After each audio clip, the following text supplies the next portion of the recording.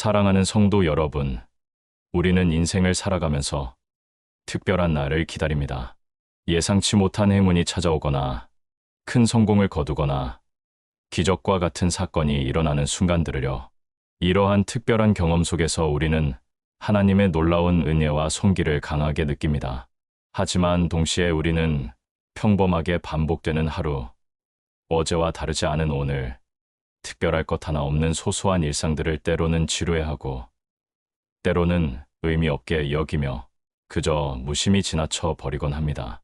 아침에 눈을 뜨고 따뜻한 식사를 하고 일터로 향하고 가족과 대화하고 저녁에 잠자리에 드는 이 모든 반복적인 순간들 속에서 과연 우리는 하나님의 은혜를 발견할 수 있을까요?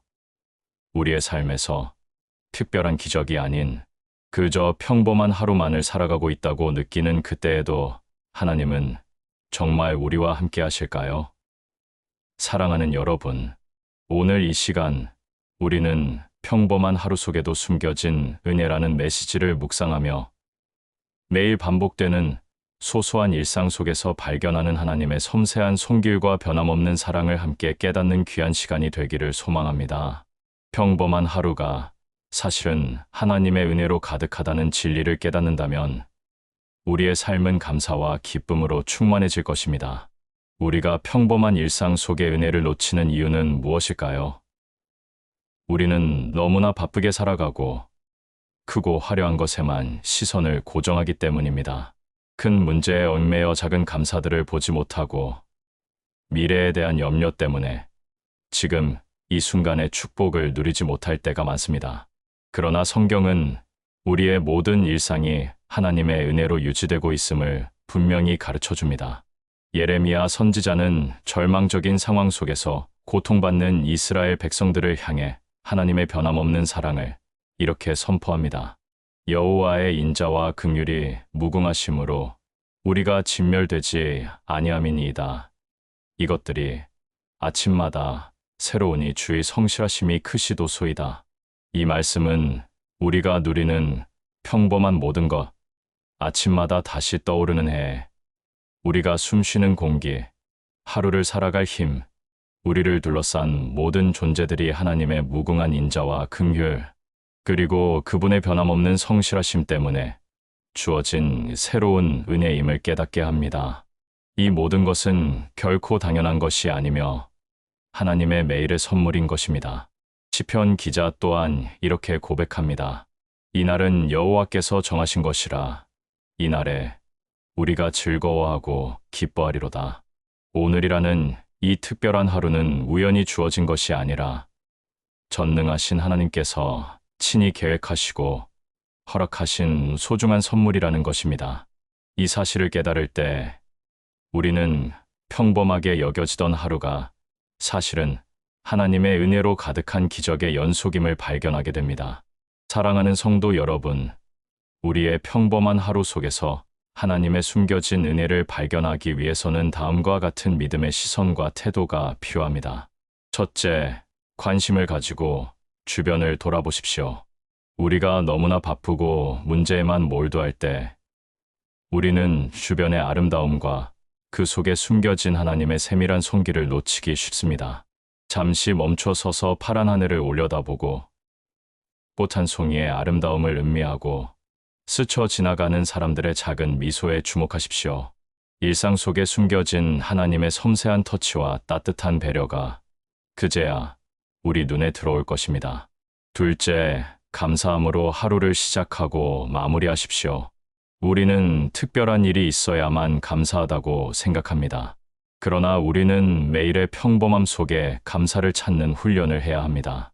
눈을 뜬 것에 감사하고 따뜻한 차 한 잔에 감사하고 건강한 몸으로 일할 수 있음에 감사하고 가족의 존재에 감사하십시오. 이처럼 작은 것에 감사할 때 우리의 마음은 불평 대신 기쁨으로 채워지고 하나님의 은혜가 더욱 크게 보이기 시작할 것입니다. 셋째, 매일의 삶을 하나님께 올려드리는 태도를 가지십시오. 내가 계획하고 이루어가는 것이 아니라 이 모든 하루의 순간들이 하나님께서 주관하시고 인도하시는 것임을 인정하는 것입니다. 나의 하루의 시작과 끝을 기도로 아뢰고 모든 과정을 주님께 맡길 때 우리는 평범한 일상 속에서 하나님의 살아계심과 함께하심을 더욱 분명하게 경험하게 될 것입니다. 한 성도님의 간증입니다. 권사님은 몇 년 전 예상치 못한 은퇴를 겪은 후 하루하루가 너무나도 무의미하고 허전하게 느껴지셨다고 합니다. 매일 반복되는 집안일과 특별할 것 없는 일상 속에서 내 인생은 이제 빛을 잃었다고 생각하며 깊은 무기력감에 빠지셨다고 합니다. 그러나 어느 날 아침 잠언에 이날은 여호와께서 정하신 것이라 이날에 우리가 즐거워하고 기뻐하리로다라는 말씀을 묵상하던 중 큰 깨달음을 얻으셨다고 합니다. 오늘이라는 이 평범한 날조차 하나님이 주신 선물이라면 이 속에 분명 하나님의 은혜가 있을 것이다라는 생각을 하게 되었습니다. 그날부터 권사님은 아주 작은 것부터 감사하는 훈련을 시작했습니다. 아침에 햇살이 비치는 것에 감사하고 옆집 강아지가 꼬리를 흔드는 것에 감사하고 끓여놓은 된장찌개 맛이 좋은 것에 감사했습니다. 매일 감사 노트를 작성하며 작은 은혜들을 기록했습니다. 처음에는 억지로 시작했지만 시간이 지날수록 그의 시선이 변하고 마음속에 평안이 찾아왔습니다. 그는 예전에는 큰일만 기적이라고 생각했지만 이제는 아침에 눈을 뜨는 것 자체가 아무 탈 없이 하루를 마무리하는 것 자체가 하나님의 가장 큰 은혜임을 깨달았다고 고백합니다. 이제 권사님의 평범한 하루는 감사와 기쁨으로 가득 차 있으며 그는 그 삶을 통해 주변에 따뜻한 영향력을 전하고 있습니다. 사랑하는 성도 여러분, 지금 혹시 여러분의 삶이 너무나 평범하고 특별할 것 없다고 느끼십니까? 매일이 지루하고 은혜가 메말랐다고 생각하고 계십니까? 낙심하지 마십시오. 하나님은 여러분의 모든 평범한 하루 속에 당신의 무궁한 인자와 긍휼을 숨겨두셨습니다. 우리의 시선을 하나님의 은혜에 맞추고 감사함으로 하루를 살아갈 때 여러분은 매 순간순간이 하나님의 선물임을 깨닫게 될 것입니다. 평범한 하루가 사실은 하나님의 은혜로 가득하다는 이 진리를 믿고 매일 감사함으로 주님과 동행하는 복을 누리시기를 간절히 축복합니다. 은혜의 하나님 아버지, 저희가 평범하게 여기는 모든 하루가 주님의 인자와 긍휼로 주어진 선물임을 깨닫게 하시니 감사합니다. 분주함 속에 잊고 지냈던 일상 속 작은 은혜들을 발견하게 하시고 감사함으로 주님을 찬양하게 하옵소서. 매일매일 주님의 성실하심이 새롭게 저희 삶을 채우심을 믿으며 평범한 하루가 주님의 은혜로 가득함을 고백하게 하여 주시옵소서. 예수님의 이름으로 기도합니다. 아멘. 사랑하는 성도 여러분, 지난 시간에는 우리가 무심히 지나치는 평범한 하루 속에도 하나님께서 숨겨두신 놀라운 은혜와 사랑이 있음을 함께 묵상했습니다.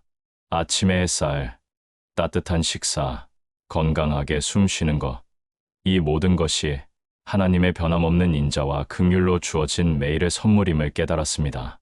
이제 우리는 이 은혜를 더욱 분명히 보고 우리의 삶을 놀랍도록 긍정적으로 변화시키는 강력한 힘에 대해 이야기하고자 합니다. 그것은 바로 감사입니다. 우리는 살면서 감사할 일이 많다고 말하면서도 정작 삶의 작은 부분들에서 감사를 찾아내고 고백하는 일에는 서툽니다. 대신 우리는 부족한 것을 먼저 보고 없는 것을 불평하며 다른 사람과 비교하며 자신의 처지를 비관하곤 합니다. 불평은 우리 마음의 문을 닫아 하나님의 은혜를 보지 못하게 하지만 감사는 우리 영혼의 눈을 열어 세상을 전혀 다른 시선으로 바라보게 합니다. 과연 감사는 어떻게 우리의 삶을 바꾸고 하나님의 일하심과 축복을 더 선명하게 볼 수 있도록 하는 것일까요? 사랑하는 여러분, 오늘 이 시간 우리는 감사의 눈으로 세상을 바라보라는 메시지를 통해 사소한 것에도 감사할 때 우리의 삶이 어떻게 영적인 기적으로 변화되는지 함께 묵상하는 귀한 시간이 되기를 소망합니다. 우리가 세상을 바라보는 눈, 즉 우리의 관점은 우리 삶의 행복과 직결됩니다. 부정적인 안경을 쓰고 세상을 보면 세상은 온통 불평과 불만의 대상이 되고, 반대로 감사의 안경을 쓰고 세상을 보면 세상은 기쁨과 축복으로 가득한 곳으로 변모합니다.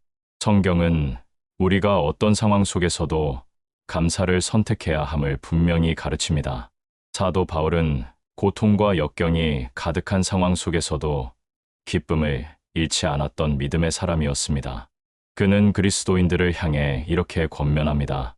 범사에 감사하라. 이것이 그리스도 예수 안에서 너희를 향하신 하나님의 뜻이니라. 여기서 범사에 감사하라는 것은 우리에게 일어나는 모든 나쁜 일 때문에 감사하라는 의미가 아닙니다. 그것은 모든 상황 속에서 감사하라는 것입니다.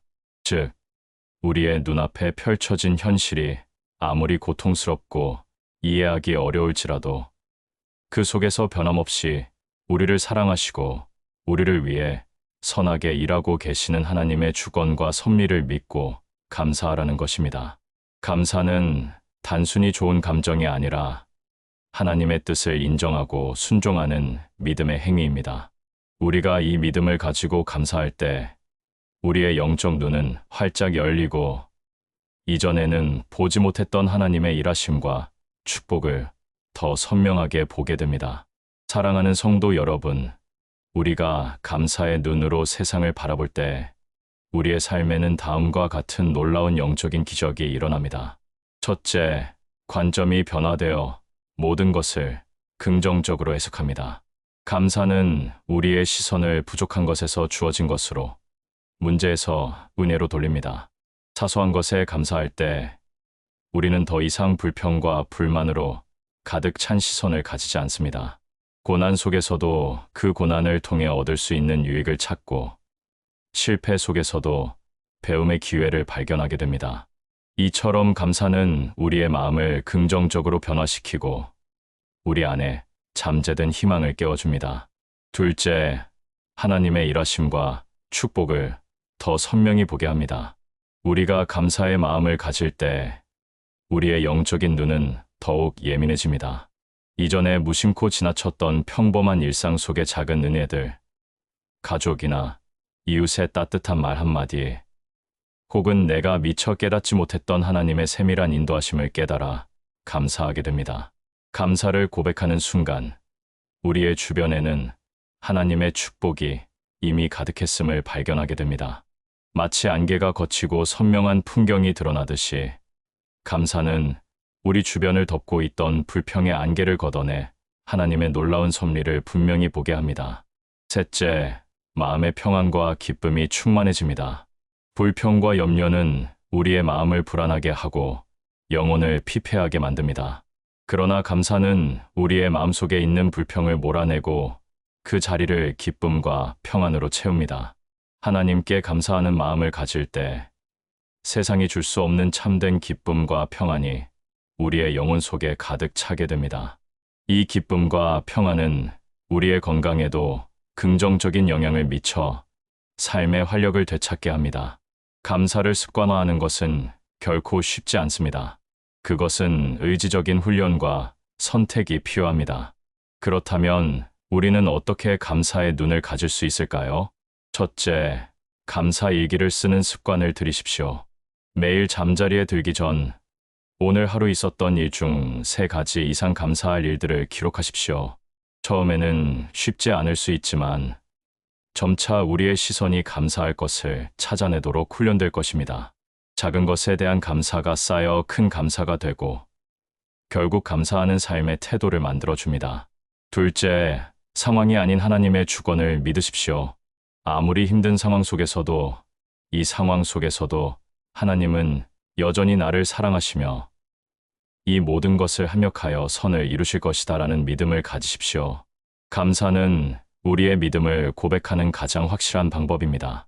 셋째, 감사를 언어로 표현하십시오.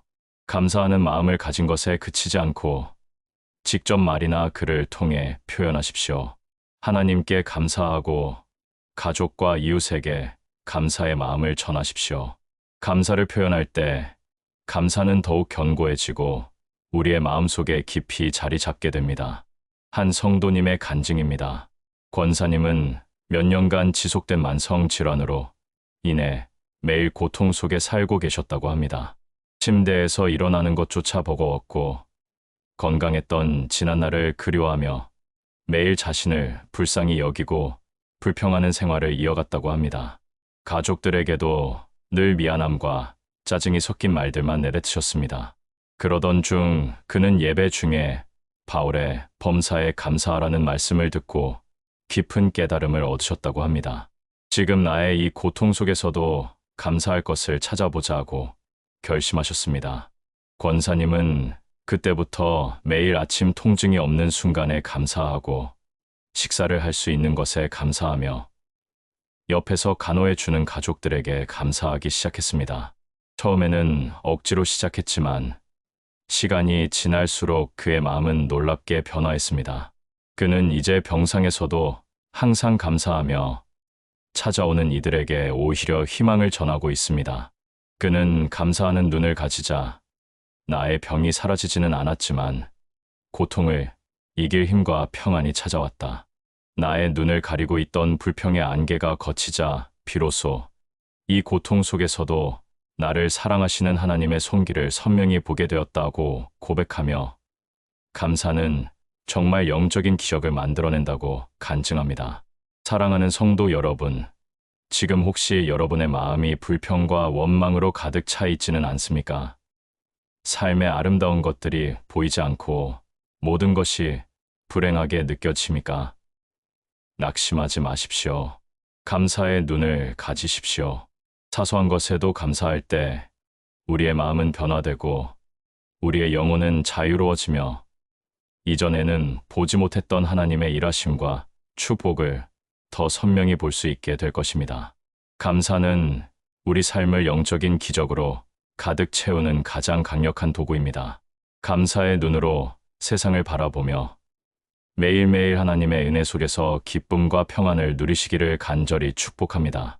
감사함의 근원이신 하나님 아버지, 저희에게 감사의 눈을 열어주셔서 사소한 것 속에서도 주님의 놀라운 은혜와 축복을 발견하게 하시니 감사합니다. 불평과 원망 대신 감사를 선택하는 믿음을 주옵시고 감사의 고백을 통해 주님의 일하심을 더욱 선명하게 보며 저희의 삶에 영적인 기적을 경험하게 하여 주시옵소서. 예수님의 이름으로 기도합니다. 아멘. 사랑하는 성도 여러분, 지난 시간에는 감사의 눈으로 세상을 바라볼 때 우리의 삶이 어떻게 변화되고 하나님의 놀라운 축복을 선명하게 볼 수 있는지 함께 묵상했습니다. 감사는 평범한 일상 속의 은혜를 발견하게 하고 우리의 영혼을 기쁨으로 채웁니다. 이제 우리는 이러한 감사의 마음을 넘어 우리의 믿음이 행동으로 나타날 때 어떤 기적이 일어나는지에 대해 이야기하고자 합니다. 우리는 종종 큰일을 해야만 의미가 있다고 생각합니다. 화려하고 눈에 띄는 봉사활동, 엄청난 희생이 따르는 나눔이 아니면 아무런 의미가 없다고 스스로를 평가절하하기도 합니다. 거대한 사회 변화나 드라마틱한 구원을 꿈꾸면서도 정작 옆에 있는 지쳐 보이는 이에게 따뜻한 말 한마디 건네거나 작은 도움의 손길을 내미는 것은 별것 아닌 일로 치부해 버릴 때가 많습니다. 과연 우리의 삶에서 작은 친절은 정말 아무런 의미가 없는 것일까요? 사랑하는 여러분, 오늘 이 시간 우리는 성경 속 예수님의 가르침을 통해 하나님은 작은 선행과 친절을 결코 가볍게 여기지 않으시며 그것을 통해 우리의 삶은 물론 다른 사람의 삶까지도 큰 사랑과 믿음으로 변화시키신다는 귀한 진리를 함께 묵상하는 시간이 되기를 소망합니다. 예수님께서는 지극히 작아 보이는 일들 속에서 하나님의 위대한 사랑과 구원의 역사를 발견하라고 가르치셨습니다. 마치 겨자씨 한 알이 자라 큰 나무가 되듯이 예수님은 우리에게 작은 행동 하나하나가 얼마나 큰 의미를 가지는지 강조하셨습니다. 내가 진실로 너희에게 이르노니 너희가 여기 내 형제 중에 지극히 작은 자 하나에게 한 것이 곧 내게 한 것이니라. 이 마태복음 말씀은 우리가 지극히 작고 보잘것없다고 여기는 한 사람에게 베푸는 친절과 사랑이 곧 예수님께 직접 행하는 것과 같다고 선포합니다. 예수님은 우리가 얼마나 많은 것을 했는지, 얼마나 대단한 업적을 이루었는지를 보시는 것이 아니라 우리가 어떤 마음으로, 얼마나 순수한 사랑으로 작은 자를 섬겼는지를 보시는 분이십니다. 누군가의 짐을 덜어주는 작은 행동, 낙심한 이에게 건네는 진심 어린 격려, 도움이 필요한 이에게 내미는 손길, 보잘것없어 보이는 이 작은 친절들이 바로 예수님을 섬기는 것이 되는 것입니다. 또 다른 예수님의 가르침 속에서 우리는 다음과 같은 말씀을 발견합니다. 누구든지 제자의 이름으로 이 작은 자 중 하나에게 냉수 한 그릇이라도 주는 자는 결단코 상을 잃지 아니하리라. 고작 냉수 한 그릇이라는 지극히 사소해 보이는 친절도 하나님의 나라에서는 결코 잊히지 않고 귀하게 기억되며 상급으로 이어진다는 말씀입니다. 여기서 중요한 것은 친절의 규모나 물질적인 가치가 아니라 그 속에 담긴 사랑의 마음과 주님을 향한 믿음입니다. 우리가 하나님께서 보시는 관점으로 우리의 행동을 바라본다면 일상 속에서 흘려보내던 수많은 작은 친절들이 사실은 하나님 보시기에 매우 크고 귀한 사랑의 행위임을 깨닫게 될 것입니다. 사랑하는 성도 여러분, 작은 친절이 큰 사랑으로 돌아오는 이유는 다음과 같습니다. 첫째, 작은 친절이 하나님의 사랑을 구체적으로 전달합니다. 세상의 빛과 소금이 되라는 예수님의 명령은 거대한 업적을 통해서만 이루어지는 것이 아닙니다. 우리의 일상 속 작은 친절 하나하나가 어둠 속에 빛을 비추고 상처받은 영혼의 하나님의 사랑을 전달하는 통로가 됩니다. 아무리 작은 친절이라도 그것이 필요한 순간, 필요한 사람에게는 크나큰 위로와 소망이 될 수 있습니다. 둘째, 작은 친절은 놀라운 변화의 씨앗이 됩니다. 때로는 우리의 작은 관심과 사랑이 한 사람의 인생을 완전히 바꿀 수 있습니다. 아무도 나에게 관심이 없다고 생각했던 이에게 건네는 따뜻한 미소, 도움이 필요할 때 먼저 내미는 손길은 절망 가운데 있던 이에게 다시 살아갈 용기를 주고 굳게 닫혔던 마음의 문을 열게 하는 귀한 계기가 됩니다. 이 작은 씨앗이 뿌려져 하나님의 때에 아름다운 열매로 자라나는 것입니다. 셋째, 작은 친절을 통해 우리의 마음이 더욱 넓어지고 성장합니다. 우리가 다른 사람을 위해 작은 친절을 베풀 때 우리의 이기적인 마음은 점차 작아지고 이웃을 향한 사랑과 긍휼의 마음은 점점 커집니다. 감사는 우리가 받은 은혜를 보는 것이지만 친절은 우리가 받은 은혜를 흘려보내는 것입니다. 주는 자가 받는 자보다 복이 있다는 말씀처럼 친절을 베풀 때 우리의 마음은 하나님의 사랑으로 충만해지고 더욱 성숙한 믿음의 사람으로 변화됩니다. 우리는 어떻게 일상 속에서 작은 친절을 실천할 수 있을까요? 첫째, 주변 사람들에게 관심을 기울이십시오. 나의 문제와 걱정에만 갇히지 말고 잠시 시선을 돌려 주변의 이웃들을 살펴보십시오. 표정이 어두운 동료, 힘겨워 보이는 가족, 도움이 필요한 어르신 등 우리의 작은 관심과 따뜻한 말 한마디가 필요한 사람들이 우리 주변에 분명히 있습니다. 둘째, 작은 기회를 놓치지 마십시오. 누가 시키지 않아도 굳이 대단한 것을 계획하지 않아도 좋습니다. 길가에 떨어진 쓰레기를 줍는 것, 이웃에게 먼저 인사를 건네는 것, 무거운 짐을 함께 들어주는 것, 약한 자의 편에 서서 용기를 북돋아 주는 것 등 매일의 삶 속에서 작은 친절을 베풀 기회는 셀 수 없이 많습니다. 그 기회를 외면하지 마십시오. 셋째, 결과를 하나님께 맡기십시오. 나의 작은 친절이 상대방에게 어떻게 받아들여질지 혹은 어떤 변화를 가져올지 미리 걱정하지 마십시오. 우리의 역할은 작은 친절의 씨앗을 사랑의 마음으로 심는 것이며 그것을 큰 열매로 맺게 하시는 분은 오직 하나님이십니다. 한 성도님의 간증입니다. 권사님은 봉사활동을 하고 싶었지만 몸이 약해 큰일을 할 수 없어 늘 마음이 아프셨다고 합니다. 나는 아무것도 할 수 없어라며 자신을 자책하시곤 했습니다. 그러던 중 지극히 작은 자 하나에게 한 것이 곧 내게 한 것이니라는 예수님 말씀을 묵상하며 나도 할 수 있는 작은 일이 있을 것이다라는 깨달음을 얻으셨다고 합니다.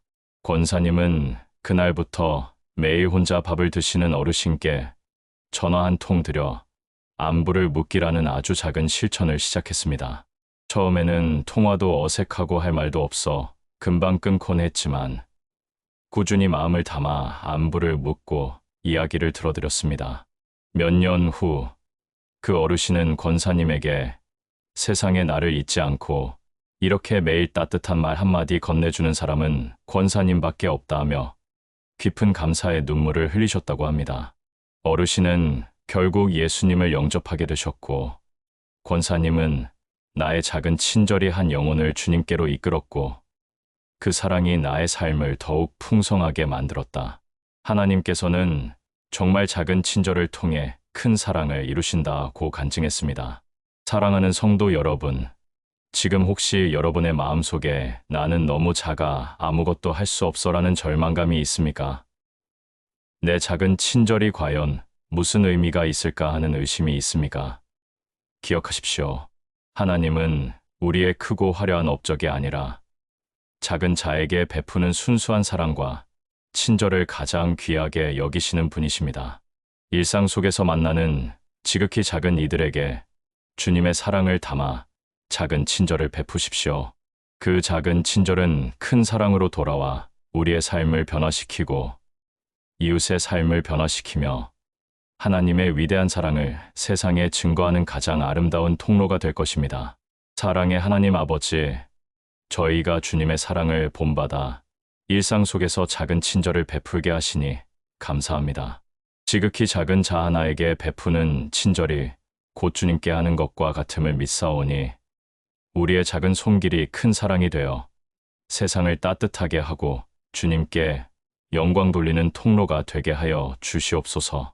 예수님의 이름으로 기도합니다. 아멘.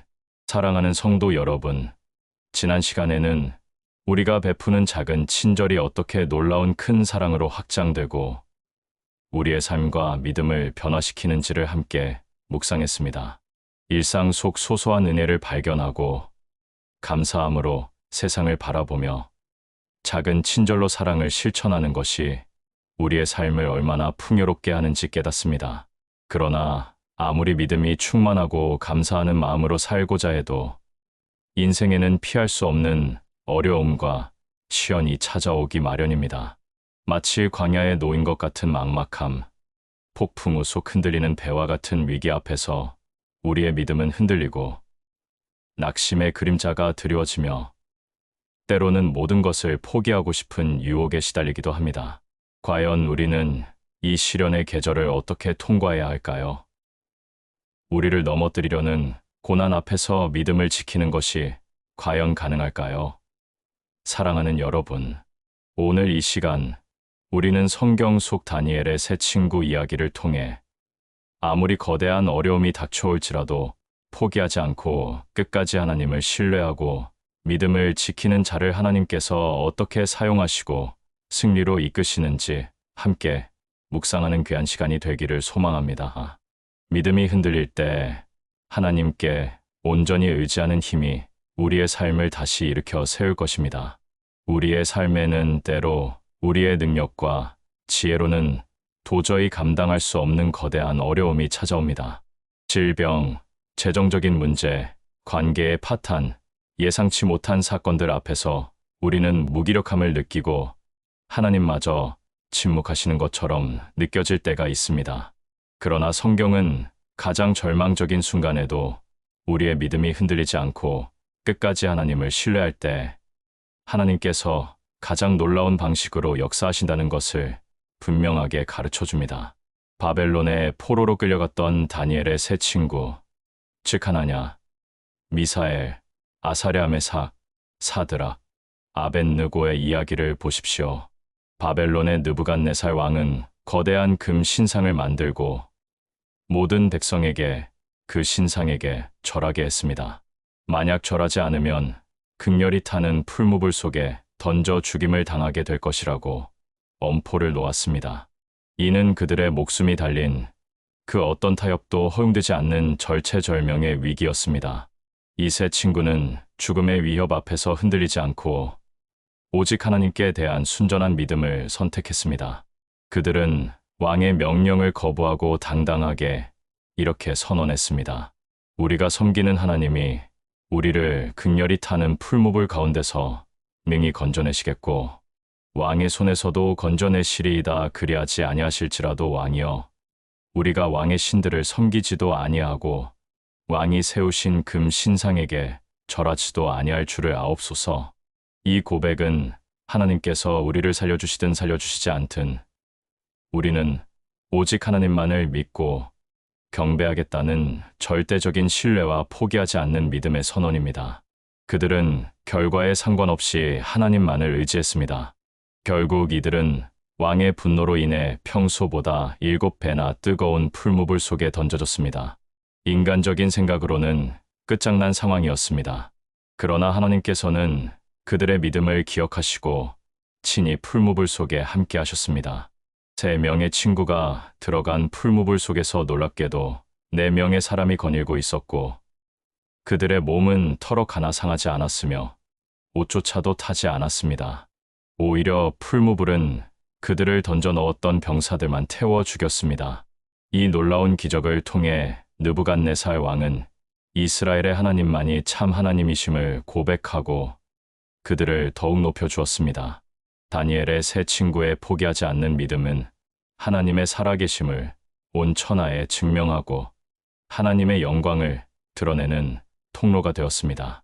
사랑하는 성도 여러분, 다니엘의 세 친구 이야기는 우리에게 어려움 속에서도 포기하지 않는 믿음이 얼마나 위대한지를 깨닫게 합니다.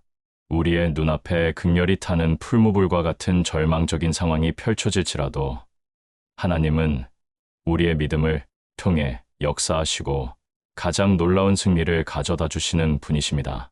믿음이 흔들릴 때 우리가 포기하지 않고 하나님께 의지해야 하는 이유는 다음과 같습니다. 첫째, 우리의 약함 속에서 하나님의 강함이 나타나기 위함입니다.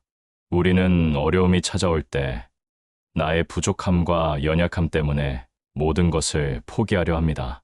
그러나 성경은 이는 능력의 지극히 큰 것이 하나님께 있고 우리에게 있지 아니함을 알게 하려 함이라고 말씀합니다. 우리가 아무것도 할 수 없다고 느낄 때 바로 그때가 하나님께서 당신의 놀라운 능력을 통해 일하실 절호의 기회입니다. 우리의 연약함이 하나님의 능력을 드러내는 통로가 됩니다. 둘째, 영적인 성숙과 인내를 훈련시키기 위함입니다. 어려움과 시련은 고통스럽지만 그것은 우리의 믿음을 더욱 단단하게 만들고 인내를 가르치는 가장 강력한 영적 훈련의 장입니다. 불같은 시련을 통과한 믿음은 더욱 순수하고 강해지며 우리는 그 과정을 통해 더욱 하나님을 닮아가는 성품의 사람으로 변화됩니다. 셋째, 하나님의 위대하심을 세상에 증거하기 위함입니다. 세상 사람들은 우리가 어려움 속에서 어떻게 반응하는지를 지켜봅니다.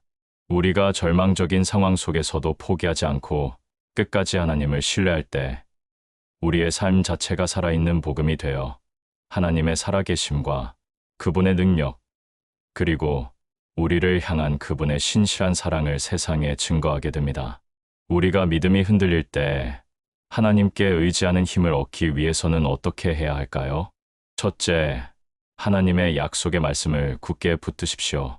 다니엘의 세 친구가 왕의 명령을 거부할 수 있었던 것은 그들의 마음에 살아계신 하나님께 대한 확고한 말씀의 약속이 있었기 때문입니다. 어려운 순간에도 말씀 앞에 나아가 하나님의 약속을 되새기십시오. 말씀은 어둠 속을 밝히는 등불과 같고 흔들리는 배를 붙들어 주는 닭과 같습니다. 둘째, 기도를 멈추지 마십시오.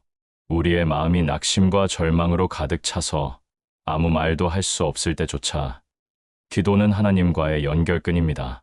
비록 작은 탄식일지라도 하나님께서는 우리의 모든 아픔을 들으시고 위로하시는 분이십니다. 끊임없이 기도함으로써 하나님의 힘을 공급받으십시오. 셋째, 홀로 감당하려 하지 말고 공동체 안에 거하십시오. 믿음의 동역자들은 우리가 낙심할 때 서로를 격려하고 지지해 줍니다. 힘든 길을 홀로 걷기보다 함께 기도하고 위로하며 믿음의 공동체 안에서 힘을 얻으십시오. 한 성도님의 간증입니다. 권사님은 오랫동안 성실하게 운영해 오던 사업이 갑작스러운 경제 위기로 인해 큰 위기에 처하게 되셨다고 합니다. 믿었던 동료들에게까지 배신을 당하며 모든 것을 포기하고 싶은 마음에 사로잡히셨다고 합니다. 모든 문제가 눈앞을 가로막아 더 이상 해결책이 보이지 않았고 낙심한 마음으로 밤잠조차 이룰 수 없었다고 합니다. 그러던 중 그는 다니엘의 새 친구 이야기를 묵상하며 큰 감동과 도전을 받으셨습니다. 이보다 더한 풀무불 속에서도 하나님을 포기하지 않았는데 나의 믿음은 왜 이리 약한가 하며 자신을 돌아보셨습니다. 권사님은 그날부터 내 힘으로 이 문제를 해결할 수 없다는 것을 인정하고 모든 것을 하나님께 온전히 맡기기로 결단했습니다. 매일 성경 말씀을 붙들고 기도하며 극렬히 타는 풀무불 속에서도 함께 하시는 하나님을 신뢰하기 시작했습니다. 놀랍게도 몇 개월 후 생각지도 못했던 곳에서 도움의 손길이 찾아왔고 그의 사업은 기적적으로 회생하게 되었습니다. 그는 사업의 어려움 속에서 포기하지 않고 끝까지 믿음을 지킬 수 있었던 것은 오직 하나님의 은혜였다. 하나님은 내가 이해하지 못하는 방법으로 모든 일을 선으로 이끄셨다고 고백하며 이제는 그의 삶을 통해 하나님의 신실하심을 증거하고 있습니다. 사랑하는 성도 여러분, 지금 혹시 여러분의 삶에 감당하기 어려운 시련이 찾아와 믿음이 흔들리고 낙심하고 있지는 않습니까? 모든 것을 포기하고 싶은 유혹에 시달리고 있습니까? 낙심하지 마십시오. 우리 하나님은 여러분의 연약함을 다 아시지만 동시에 여러분의 작은 믿음을 통해 당신의 크고 위대한 능력을 드러내시기를 원하시는 분이십니다. 다니엘의 새 친구처럼 어떤 어려움 속에서도 포기하지 않고 끝까지 하나님을 신뢰하십시오. 하나님께서는 여러분의 믿음을 통해 가장 놀라운 방법으로 역사하시고 여러분의 삶을 통해 당신의 영광을 온 세상에 증거하실 것입니다. 믿음이 흔들릴 때 하나님께 온전히 의지하는 힘으로 이 시련을 이겨내시기를 간절히 축복합니다. 능력의 하나님 아버지, 저희가 인생의 어려움과 시련 속에서 믿음이 흔들릴 때에도 포기하지 않고 주님만을 의지하게 하시니 감사합니다. 다니엘의 새 친구처럼 어떤 상황 속에서도 주님께 대한 신뢰를 잃지 않게 하옵소서. 저희의 연약함 속에서 주님의 강하심을 경험하게 하시고 주님께 영광 돌리는 삶 살게 하여 주시옵소서. 예수님의 이름으로 기도합니다. 아멘.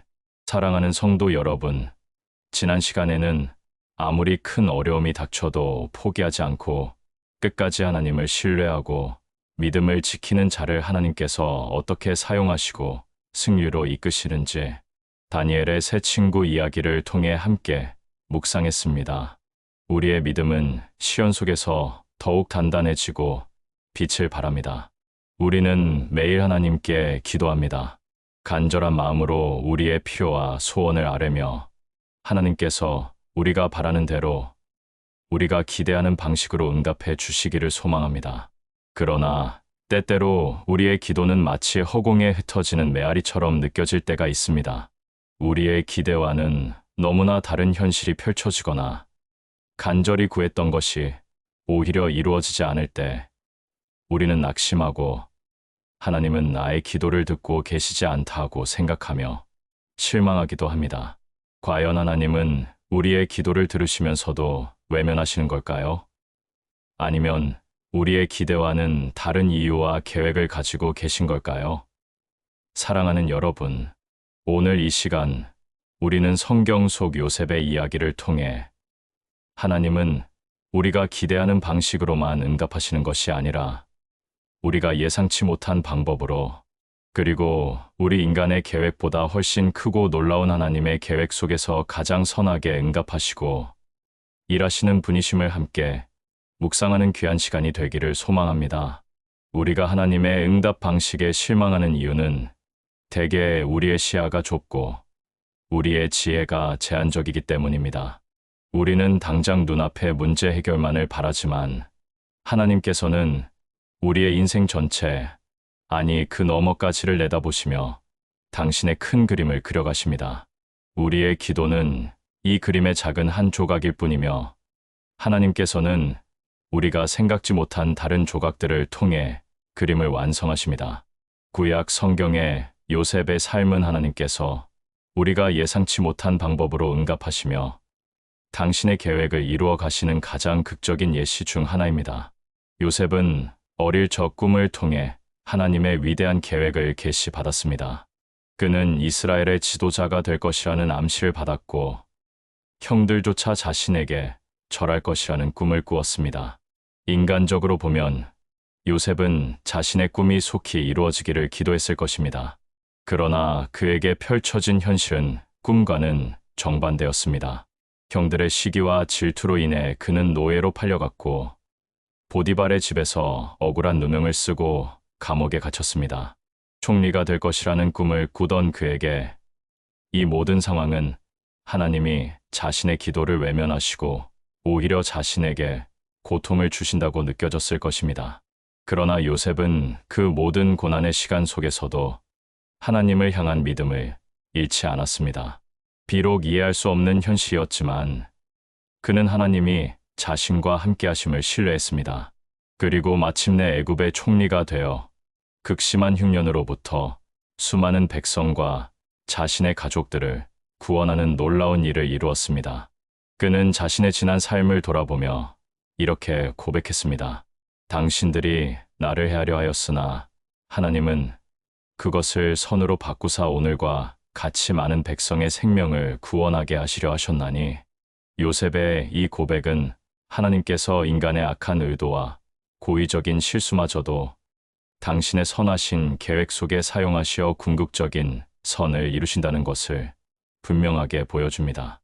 요셉은 형들에게 팔려가지 않고 바로 총리가 되는 것을 기대했을 수 있지만 하나님께서는 그 모든 고난의 과정을 통해 그를 총리의 자리로 인도하셨고 그 총리의 자리는 가족뿐 아니라 수많은 백성의 생명을 구원하는 더 크고 놀라운 계획의 일부였습니다. 그의 꿈은 인간이 예상한 방식과는 전혀 달랐지만 하나님의 더 큰 계획 속에서 가장 완벽하게 성취되었습니다. 사랑하는 성도 여러분, 요셉의 이야기는 우리에게 하나님의 계획이 인간의 계획보다 훨씬 크다는 위대한 진리를 깨닫게 합니다. 우리가 간절히 기도하고 기다리는 응답이 우리의 기대와 다를지라도 하나님께서는 가장 선하고 완벽한 방법으로 우리를 이끌어 가시는 분이십니다. 하나님께서 우리가 예상치 못한 방법으로 응답하시는 이유는 다음과 같습니다. 첫째, 우리의 유한한 시야를 뛰어넘는 하나님의 완벽한 계획 때문입니다. 우리는 눈앞의 문제 해결에만 급급하지만 하나님은 우리의 영원한 구원과 성장, 그리고 그를 통한 당신의 영광까지를 포함하는 거대한 계획을 가지고 계십니다. 하나님은 단편적인 응답이 아니라 우리의 삶 전체를 가장 선한 길로 인도하시기를 원하십니다. 둘째, 우리를 더욱 성숙한 믿음의 사람으로 빚어가시기 위함입니다. 우리가 기대하는 방식이 아닌 예상치 못한 고난과 지연 속에서 우리는 인내를 배우고 자신의 한계를 깨달으며 오직 하나님만을 전적으로 의지하는 참된 믿음으로 성장하게 됩니다. 고통 속에서의 응답은 우리의 믿음을 더욱 견고하게 만듭니다. 셋째, 하나님의 위대하심을 세상에 증거하기 위함입니다. 우리가 전혀 예상치 못한 방식으로 문제가 해결되고 상황이 반전될 때 우리는 비로소 우리 능력의 한계를 깨닫고 하나님의 전능하심을 고백하게 됩니다. 이러한 간증은 세상을 향해 하나님의 살아계심과 신실하심을 증거하는 강력한 통로가 됩니다. 우리가 하나님의 예상치 못한 응답 속에서도 그분을 신뢰하기 위해서는 어떻게 해야 할까요? 첫째, 하나님의 전적인 주권을 인정하십시오. 나의 계획과 방식이 틀릴 수도 있음을 인정하고 모든 주권이 하나님께 있음을 고백하는 겸손한 마음이 필요합니다. 나의 생각이 너희의 생각과 다르며 나의 길은 너희의 길과 다름이니라는 이사야서 말씀을 기억하십시오. 둘째, 기도 응답을 우리의 틀에 가두지 마십시오. 하나님께서는 우리의 기도를 반드시 들으시지만 그 응답은 좋다, 안 된다, 기다려라 라는 다양한 형태로 올 수 있습니다. 그리고 그 좋다 또한 우리가 상상치 못한 방식으로 이루어질 수 있습니다. 우리의 제한된 생각의 틀을 깨고 하나님의 광대한 지혜를 기대하십시오. 셋째, 끝까지 하나님을 신뢰하고 인내하십시오. 응답이 늦어지거나 기대와 다른 상황이 펼쳐질지라도 낙심하지 마십시오. 하나님께서는 요셉에게 그러셨듯이 당신의 가장 선한 때에 가장 완벽한 방법으로 일하실 것입니다. 그분의 신실하심을 끝까지 믿고 기다리십시오. 한 성도님의 간증입니다. 권사님은 오랫동안 자녀가 좋은 대학에 합격하기를 간절히 기도하셨다고 합니다. 모든 수험 생활 동안 매일 밤 자녀의 이름 위에 손을 얹고 기도하며 자신이 예상하는 대학에 합격할 것이라는 확신을 가지고 있었다고 합니다. 그러나 결과는 예상과는 달랐습니다. 권사님은 큰 실망감과 함께 하나님께 왜 나의 기도를 들어주시지 않으셨을까 하는 원망을 품으셨습니다. 몇 주 동안 깊은 낙심에 빠져 아무것도 할 수 없었다고 합니다. 그러던 중 요셉의 이야기를 묵상하며 하나님의 계획이 나의 계획보다 훨씬 크다는 진리에 직면하셨습니다. 권사님은 자신의 좁은 시야를 깨닫고 회개하며 하나님께서 자신의 자녀에게 가장 선하고 필요한 길을 인도하실 것이라는 믿음을 다시 붙들었습니다. 결국 자녀는 재수를 선택하여 자신이 원했던 대학은 아니지만 하나님의 은혜로 전혀 예상치 못했던 방향으로 재능을 발견하고 오히려 더 큰 비전을 품게 되었다고 합니다. 권사님은 하나님은 내가 기대했던 방식으로 응답하지 않으셨지만 그분의 응답은 나의 상상력을 훨씬 뛰어넘는 가장 완벽한 선물이었다고 고백하며 이제는 하나님의 응답 방식을 온전히 신뢰하고 감사하고 있습니다. 사랑하는 성도 여러분, 지금 혹시 여러분의 기도가 응답되지 않는다고 느끼거나 기대와 다른 현실 앞에서 실망하고 있지는 않습니까? 낙심하지 마십시오. 우리 하나님은 여러분의 모든 기도를 들으시며 가장 선하고 완벽한 때에 가장 놀라운 방법으로 응답하시는 분이십니다. 요셉의 인생처럼 여러분의 기대치를 뛰어넘는 하나님의 광대한 계획을 믿고 의지하십시오.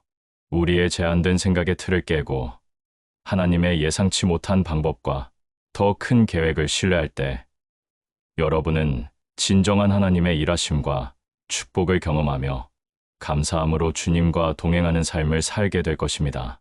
지혜와 사랑의 하나님 아버지, 저희가 기도할 때 저희의 기대와 방식만을 고집하지 않게 하시니 감사합니다.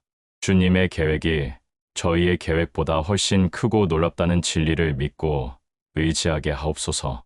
예상치 못한 방법으로 저희에게 가장 필요한 것을 채우시고 저희를 가장 선한 길로 인도하시는 주님을 끝까지 신뢰하며 주님의 이름에 영광 돌리게 하여 주시옵소서.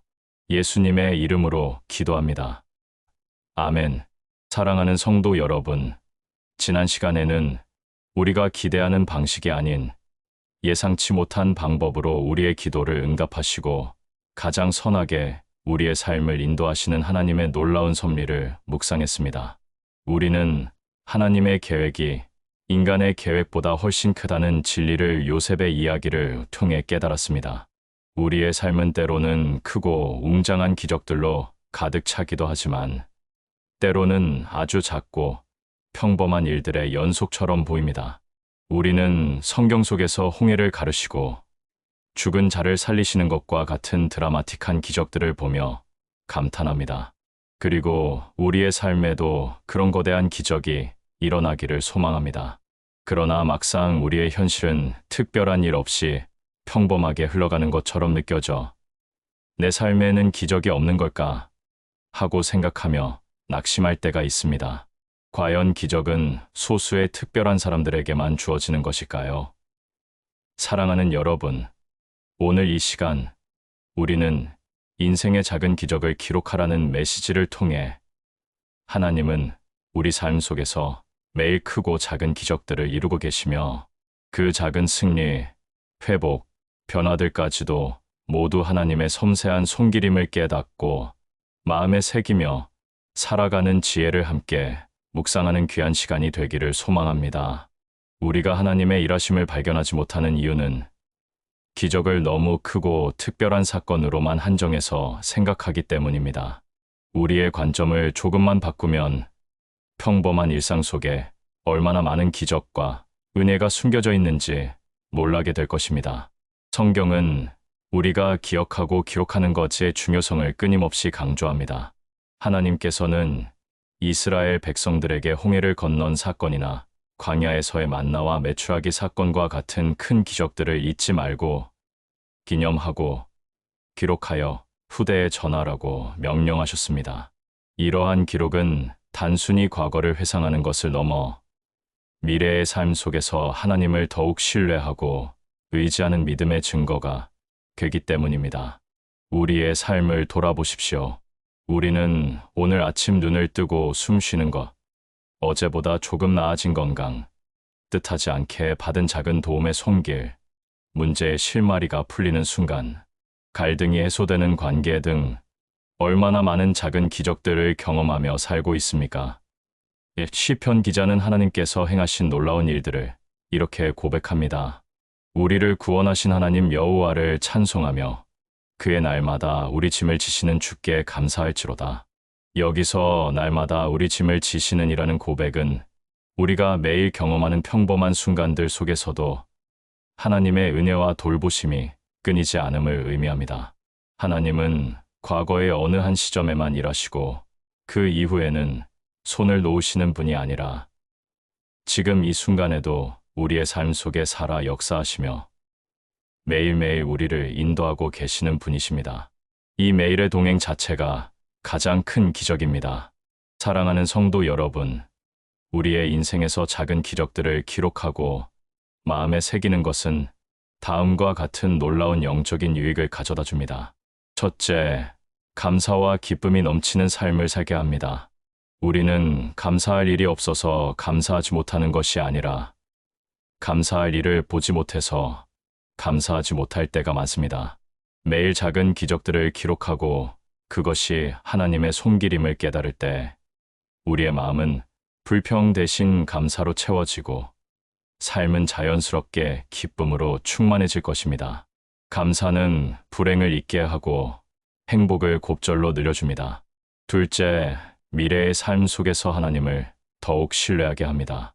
우리가 과거에 경험했던 작은 기적들을 기록하고 기억하는 것은 앞으로 다가올 알 수 없는 미래 속에서 하나님을 더욱 굳건히 신뢰할 수 있는 든든한 믿음의 증거가 됩니다. 과거에도 나를 도우셨던 하나님께서 미래에도 변함없이 나와 함께 하실 것이다 라는 확신을 가지게 됩니다. 이러한 기록은 흔들리는 믿음을 다잡아주는 강력한 힘이 됩니다.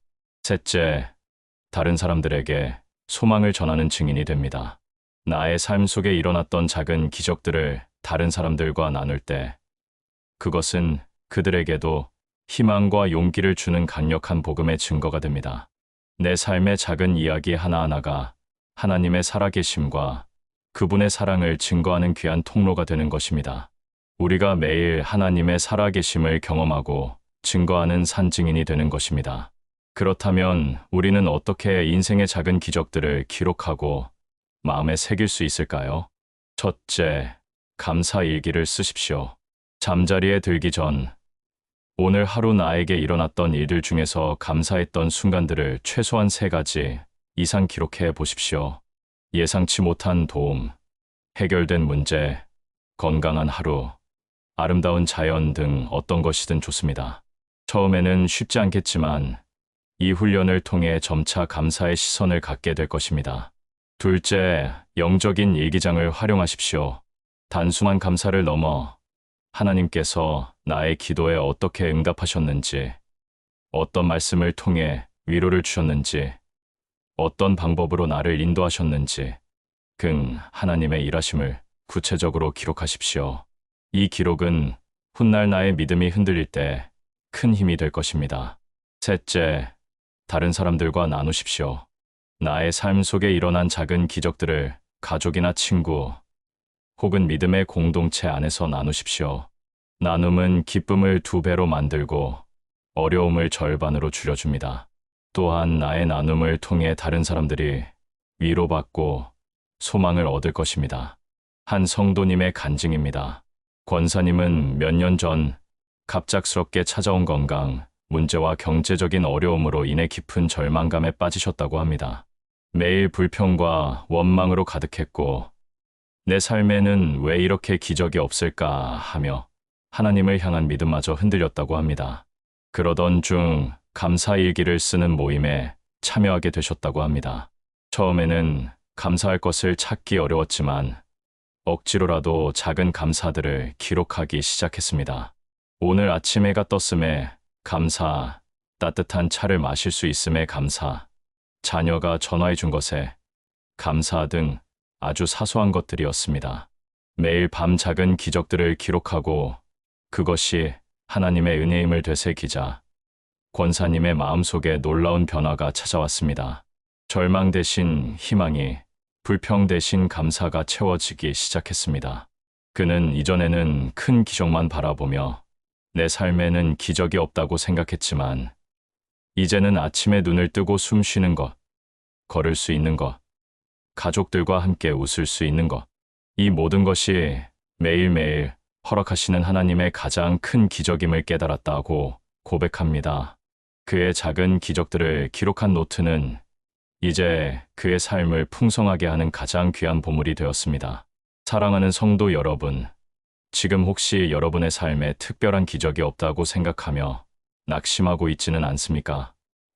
모든 것이 평범하고 지루하다고 느끼십니까? 낙심하지 마십시오.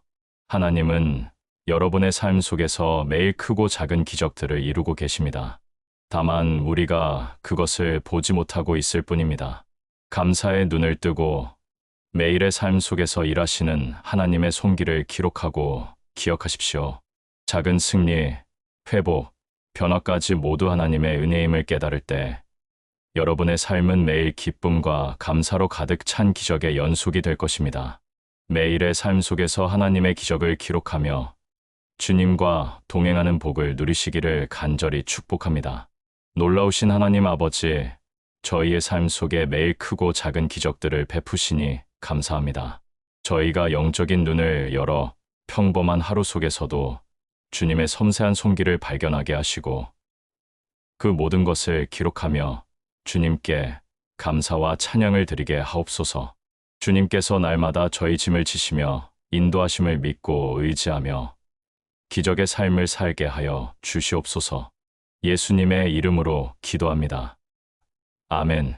사랑하는 성도 여러분, 우리는 지금까지 삶의 모든 순간 속에서 하나님이 일하고 계심을 발견하고 매일매일 우리의 삶 속에 허락하신 작은 기적들을 기록하며 감사함으로 살아가는 지혜를 묵상했습니다. 우리는 평범한 일상도, 고난의 순간도, 상실의 아픔도, 심지어 실망과 후회마저도 하나님의 은혜와 섭리 속에 있음을 고백하게 되었습니다. 이처럼 하나님과의 깊은 관계 속에서 우리는 믿음이 자라나고 우리의 내면이 변화됩니다. 그러나 우리의 신앙은 단지 우리 자신만을 위한 것이 아닙니다. 하나님께서는 우리가 당신의 사랑을 받은 자로서 그 사랑을 흘려보내어 서로를 축복하며 살아가기를 원하십니다. 우리는 종종 자신도 부족한데 어떻게 남을 축복할 수 있을까 하고 망설입니다. 나의 말 한마디, 나의 작은 행동이 과연 누군가의 인생을 바꿀 수 있을까 하는 의구심을 가질 때도 있습니다. 과연 서로를 축복하며 사는 삶은 어떤 의미를 가질까요? 사랑하는 여러분, 오늘 이 시간 우리는 성경 속 예수님의 가르침과 사도 바울의 권면을 통해 말 한마디, 격려, 기도 한 줄과 같은 우리의 작은 축복이 누군가의 인생을 변화시키는 강력한 힘이 되며 궁극적으로 우리 자신의 삶마저도 풍요롭게 만들 수 있다는 귀한 진리를 함께 묵상하는 시간이 되기를 소망합니다. 성경은 축복의 중요성을 끊임없이 강조합니다. 하나님께서는 아브라함에게 복을 주시며 그가 복의 근원이 될 것이라고 말씀하셨습니다. 즉, 받은 복을 자신만을 위해 가두어 두지 않고 흘려보내어 다른 사람에게 축복이 되는 삶을 살라는 것입니다. 이는 우리 그리스도인의 기본적인 삶의 자세입니다. 우리는 하나님께로부터 무한한 사랑과 은혜, 그리고 축복을 받은 존재이기에 그 받은 것을 이웃에게 흘려보내는 것이 당연합니다. 그러나 우리가 의도적으로 이웃에게 축복하는 삶을 선택할 때 그것은 단순한 베풀물 넘어 우리 자신에게도 놀라운 영적인 은혜와 복으로 돌아옵니다. 야고보 사도는 혀의 중요성과 그 영향력에 대해 강조합니다. 혀는 능히 길들일 사람이 없나니 쉬지 아니하는 악이요 죽이는 독이 가득한 것이라. 이것으로 우리가 주 아버지를 찬송하고 또 이것으로 하나님의 형상대로 지음을 받은 사람을 저주하나니 한 입에서 찬송과 저주가 나오는도다. 내 형제들아, 이것이 마땅치 아니하니라. 이 말씀은 우리가 사용하는 말이 얼마나 강력한 힘을 가지고 있는지, 죽이는 독이 될 수도 있고 주님을 찬양하며 사람을 살리는 도구가 될 수도 있음을 경고합니다. 이 언어의 힘을 저주와 불평에 사용하지 않고 축복과 격려에 사용할 때 우리의 말은 강력한 영적인 능력을 발휘하게 됩니다. 베드로 사도 또한 이렇게 권면합니다. 악을 악으로, 욕을 욕으로 갚지 말고 도리어 축복하라. 이를 위하여 너희가 부르심을 받았으니 이는 복을 이어받게 하려 함이라. 우리를 욕하고 해하려는 자에게조차 축복을 선택할 때 그것이 결국 우리 자신에게 복으로 돌아온다는 놀라운 역설입니다. 우리가 축복의 통로가 될 때 우리는 하나님께서 약속하신 복을 상속받는 자가 됩니다. 사랑하는 성도 여러분, 우리가 서로를 축복하며 사는 삶을 살 때 우리의 삶에는 다음과 같은 놀라운 변화와 풍성함이 찾아옵니다. 첫째, 누군가의 인생을 변화시키는 희망의 통로가 됩니다. 우리의 말 한마디, 진심 어린 격려, 간절한 기도 한 줄은 절망 속에 있는 이에게 다시 일어설 용기를 주고 어둠 속에 있는 이에게 빛을 보여주며 외로운 이에게 따뜻한 위로를 전합니다. 우리의 작은 축복은 상대방의 마음에 심겨져 새로운 생명을 싹 틔우고 그들의 인생을 하나님 안에서 변화시키는 위대한 도구가 됩니다. 둘째, 우리 자신의 마음을 치유하고 풍요롭게 합니다. 축복은 상대를 향하는 동시에 나 자신을 향한 것입니다. 우리가 다른 사람을 축복하고 사랑할 때 우리 마음 속에 미움, 분노, 이기적인 마음은 녹아내리고 그 자리에 사랑과 평안, 기쁨이 채워집니다. 축복하는 삶은 주는 자의 마음을 더욱 넓고 풍성하게 만드는 영적인 치유 과정입니다. 셋째, 하나님의 사랑과 능력을 세상에 증거합니다. 우리가 세상의 기준으로 볼 때 이해할 수 없는 방식으로 이웃을 사랑하고 축복할 때 세상은 우리의 삶을 통해 하나님의 사랑을 경험하고 그분의 살아계심을 보게 됩니다. 우리의 삶 자체가 살아있는 복음이 되어 하나님의 영광을 세상에 드러내는 귀한 도구가 되는 것입니다. 그렇다면 우리는 어떻게 서로를 축복하며 사는 삶을 실천할 수 있을까요? 첫째, 말로 축복하십시오. 아침에 눈을 뜨는 순간부터 만나는 모든 사람에게 축복의 말을 건네십시오. 자녀에게, 배우자에게, 동료에게, 이웃에게, 심지어 나를 힘들게 하는 사람에게도 축복합니다라고 말하는 훈련을 하십시오. 이 작은 습관이 우리의 마음을 변화시키고 관계를 치유할 것입니다. 둘째, 기도로 축복하십시오. 누군가를 위해 기도하는 것은 그에게 줄 수 있는 가장 큰 축복입니다. 힘들어하는 이들을 위해 혹은 우리의 원수된 자들을 위해 간절히 기도하십시오. 우리의 기도는 하나님의 손에 들려 놀라운 역사를 이루며 그 기도를 통해 우리 자신의 마음에도 사랑과 평화가 찾아올 것입니다. 셋째, 행동으로 축복하십시오. 작고 사소한 것일지라도 다른 사람을 섬기는 행동을 통해 축복을 표현하십시오. 도움이 필요한 이에게 작은 친절을 베풀고, 외로운 이에게 따뜻한 미소를 건네고, 낙심한 이에게 어깨를 두드려주는 등 우리의 몸과 마음을 사용하여 축복을 흘려보내십시오. 한 성도님의 간증입니다. 권사님은 몇 년 전 직장에서 심한 왕따를 당해 너무 힘든 시간을 보냈다고 합니다. 매일 눈물로 보내며 직장에 가는 것이 두려웠고, 동료들에 대한 미움과 분노로 마음이 병들어 가셨다고 합니다. 그러던 중 그는 예배 시간에 악을 악으로 갚지 말고 도리어 축복하라는 베드로전서 말씀을 듣고 큰 충격을 받으셨다고 합니다. 내가 어떻게 나를 미워하는 사람을 축복할 수 있을까 하는 생각이 들었지만 그 말씀에 순종하기로 결단했습니다. 그는 매일 자신을 괴롭히는 동료들을 위해 기도하기 시작했습니다.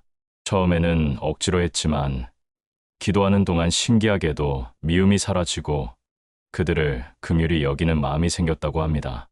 또한 아주 사소한 것이라도 그들에게 먼저 친절을 베풀고 칭찬하는 말을 건네기 시작했습니다. 놀랍게도 몇 달 후 권사님을 힘들게 했던 동료들의 태도가 변하기 시작했고, 이들 중 몇몇은 오히려 권사님에게 마음을 열고 도움을 구하기 시작했습니다. 권사님은 내가 먼저 그들을 축복하자 그들에게 사랑이 흘러갔을 뿐만 아니라 나의 마음속 분노가 사라지고 상처가 치유되는 기적을 경험했다. 축복은 나를 가장 먼저 자유롭게 했다고 간증하며 지금은 직장에서도 모두를 축복하는 삶을 살고 계십니다. 사랑하는 성도 여러분, 지금 혹시 여러분의 마음속에 미움과 분노의 감정으로 인해 누군가를 저주하거나 원망하고 계십니까? 관계의 어려움 속에서 고통받고 계십니까? 낙심하지 마십시오. 우리 하나님은 우리가 서로를 사랑하고 축복하며 살기를 간절히 원하십니다. 우리의 작은 말 한마디, 진심 어린 격려, 간절한 기도 한 줄이 누군가의 인생을 변화시키고 동시에 우리 자신의 마음을 치유하고 풍요롭게 만들 것입니다. 서로를 축복하며 사는 삶을 통해 하나님의 사랑이 우리의 삶을 통해 세상에 가득 흘러넘치게 하시기를 간절히 축복합니다. 사랑의 근원이신 하나님 아버지, 저희가 주님께로부터 받은 사랑을 기억하며 서로를 축복하며 살아가게 하시니 감사합니다. 저희의 말과 행동, 기도가 누군가의 인생을 변화시키고 주님의 사랑을 증거하는 통로가 되게 하옵소서.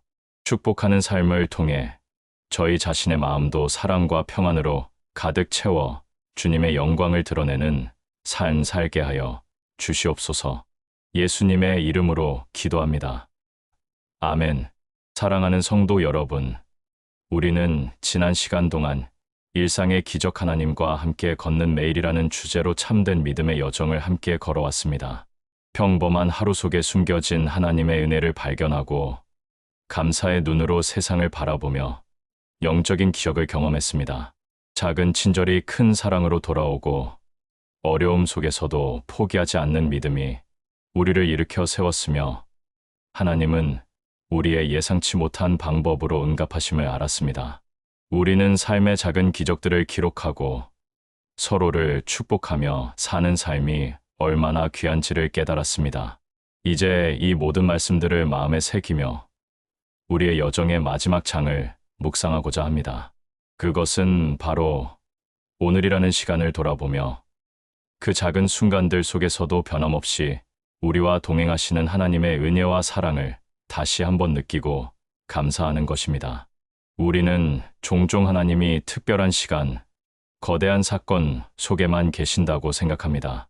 그러나 사랑하는 여러분, 오늘 이 시간, 우리는 이 시리즈의 모든 깨달음을 종합하여 우리 삶의 가장 작은 순간에도 하나님은 여전히 우리와 함께 하시며 이 동행이 바로 매일매일 우리에게 허락하신 가장 큰 기적임을 고백하고 감사하는 귀한 시간이 되기를 소망합니다. 우리가 하나님의 존재를 인식하는 방식은 종종 우리의 삶의 방향을 결정합니다. 하나님이 멀리 떨어져 계신, 때로만 우리의 삶에 개입하시는 분이라고 생각한다면 우리는 내일을 외롭고 불안하게 보낼 수밖에 없을 것입니다. 그러나 성경은 하나님께서 항상 모든 순간에 우리와 함께 하시는 임마누엘의 하나님이심을 분명히 선포합니다. 시편 기자는 하나님과의 이 영원한 동행을 이렇게 고백합니다. 내 평생의 선하심과 인자하심이 반드시 나를 따르리니 내가 여호와의 집에 영원히 살리로다. 여기서 내 평생에 반드시 나를 따르리니라는 고백은 우리의 삶에 어떤 상황이 펼쳐지든 좋은 날이든 힘든 날이든 우리가 의식하든 못하든 하나님의 선하심과 인자하심 사랑과 자비의 그림자처럼 우리를 항상 뒤따르고 있음을 의미합니다. 하나님은 과거의 특정 시점에만 역사하시는 분이 아니라 우리가 잠자는 시간에도 우리가 일하는 시간에도 기쁠 때나 슬플 때나 심지어 우리가 당신을 잊고 있을 때조차도 변함없이 우리와 함께 하시고 우리의 삶을 붙들고 계시는 신실한 분이십니다. 이 동행 자체가 우리가 매일 경험하는 가장 큰 기적입니다. 우리가 특별하다고 여기는 기적은 단 한 번의 사건일지 모르지만 하나님과의 매일의 동행이야말로 가장 위대하고 지속적인 기적입니다. 우리가 평범하다고 느끼는 이 모든 순간순간 속에서 하나님의 숨겨진 손길과 은혜를 발견할 때 우리의 삶은 놀라운 감사와 기쁨으로 가득 차게 될 것입니다. 사랑하는 성도 여러분, 오늘도 하나님과 함께 걷는 감사의 하루를 살아가기 위해 우리는 다음과 같은 믿음의 고백과 실천이 필요합니다. 첫째, 모든 순간이 하나님의 선물임을 인정하십시오. 우리가 의식하고 계획하는 모든 순간뿐 아니라 아무것도 아닌 듯 흘러가는 시간들 속에도 하나님의 숨결과 의지가 담겨 있습니다.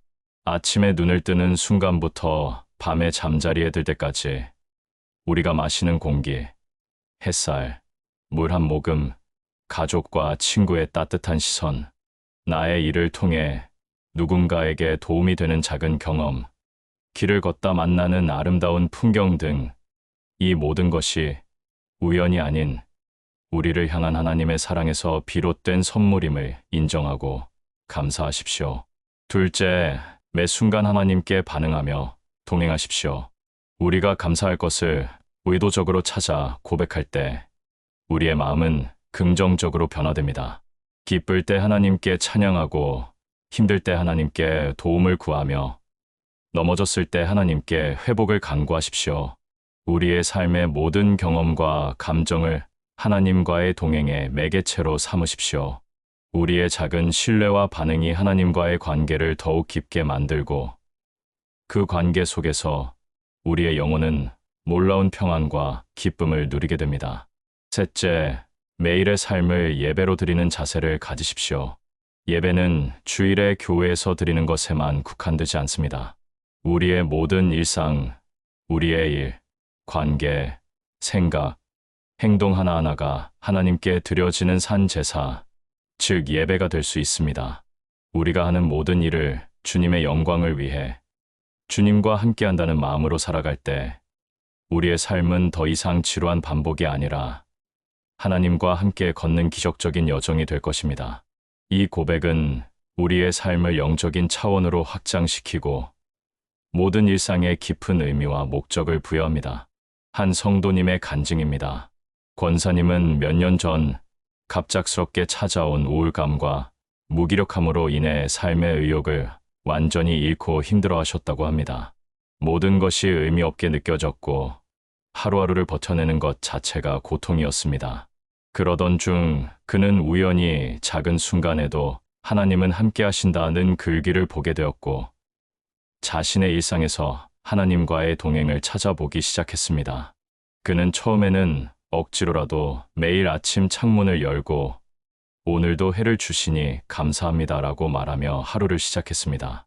작은 일에도 이것은 주님이 주신 은혜다라고 의식적으로 감사했고 설거지를 할 때도 이것 또한 주님을 섬기는 일이다라고 생각하며 노래를 불렀습니다. 놀랍게도 몇 달이 지나자 권사님의 마음속에는 평안과 기쁨이 찾아왔고 그의 얼굴에는 잃었던 미소가 다시 피어났습니다. 그는 이제 이전에는 화려한 기적만을 바랐지만 이제는 나의 평범한 모든 일상 속에 하나님이 항상 함께하고 계시다는 것이 가장 큰 기적임을 깨달았다고 고백합니다.